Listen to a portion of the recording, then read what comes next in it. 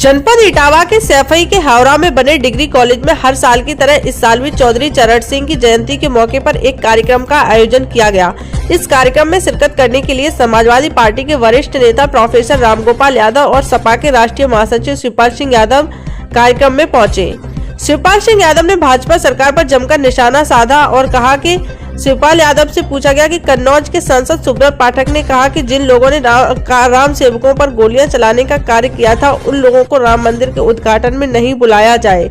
इस पर शिवपाल ने जवाब देते हुए कहा कि गरीबों की जमीन पर कब्जा करने वाले लेखपालों को पीटने वाले इस तरीके का बयान देंगे, इसको जनता बर्दाश्त नहीं करेगी। वहीं रामगोपाल यादव बोले, अब आप आजाद भारत में नहीं है। रामगोपाल यादव ने मंच पर खड़े होकर कार्यक्रम में आए लोगों को संबोधित करते हुए कहा कि जिस आजाद भारत में आपने जन्म लिया है वह अब बदल चुका है। यहाँ पिछले एक हफ्ते से जो व्यवस्था बदली है उसने पूरी व्यवस्था चौपट कर दी है। यह एक विक्टोरियन व्यवस्था बन गई है। आगे उन्होंने कहा कि आप लोगों को ऐसे वक्त में सावधान रहने की जरूरत है। जब वक्त आएगा तो स्ट्राइक भी जरूर की जाएगी। समय आने पर इन्हें सबक सिखाने का काम किया जाएगा। देश में अगर अर्थव्यवस्था बची हुई है तो किसानों की वजह से बची हुई है, क्योंकि देश की अर्थव्यवस्था पूरी तरीके से खत्म हो चुकी है। आगे उन्होंने कहा कि जब 80 करोड़ लोगों को आप मुफ्त में खाना खिलाएंगे तो देश तो दिवालिया हो ही जाएगा। उन्होंने आगे कहा कि यह सरकार बस बड़े उद्योगपतियों पर ध्यान दे रही है, इन्हें किसानों से कोई भी मतलब नहीं है।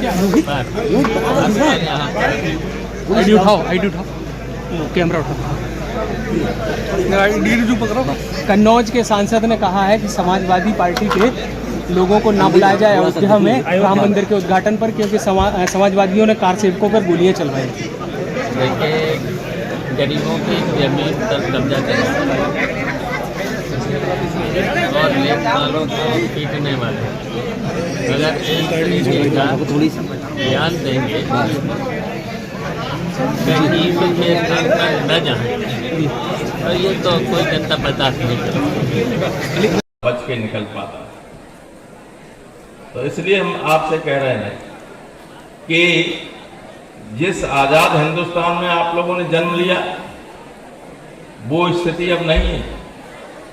स्थिति बदल चुकी है और पिछले एक सप्ताह में जितनी बदली है उसने लोकतंत्री व्यवस्था को डिक्टेटोरियल व्यवस्था में बदल दिया।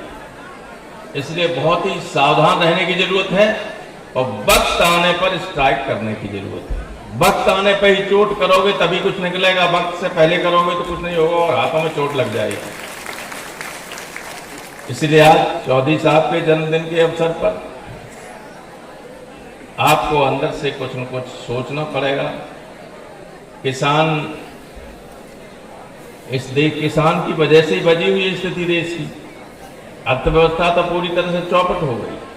ये सरकार कोई भी ऐसा काम नहीं कर रही है जिससे कोई प्रोडक्शन हो किसी तरह। जो एक्सपेंडिचर है वो नॉन प्रोडक्टिव एक्सपेंडिचर है। सारा बजट जब 80 करोड़ लोगों को खाने के लिए उधार विदेश से लेके 80 करोड़ लोगों को वोट के लिए केवल खाना खिलाते रहेंगे, उसका रिजल्ट कुछ नहीं आएगा तो दिवालिया तो हो ही जाएगा देश, आज नहीं तो कल। इसलिए किसान दिवस पर किसान जो अर्थव्यवस्था की रीढ़ है इस देश की, अगर वही बचा रहे तब भी देश सुरक्षित रह सकता है। वरना जिन लोगों के हाथ में सत्ता है वो न किसानों की परवाह कर रहे हैं, वो 2-4 उद्योगपतियों की परवाह कर रहे हैं। हमारे सब व्यापारी ईडी के तहत जेल जा सकते हैं और ईडी तो आ गई जीएसटी में। अगर गांव का कोई व्यापारी छोटा सा दुकानदार है उसको भी आप जानते हैं जीएसटी का फॉर्म भरना पड़ता है।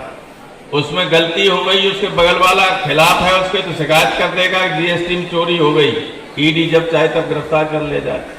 बहुत स्थिति खराब। जो जितना जानकार होगा उसको उतना ही डर लगेगा कि क्या कहें क्या न कहें। लेकिन सुरक्षित रहिएगा और अपनी ऊर्जा को बचाए रखिएगा। जब ऊर्जा के प्रयोग की जरूरत हो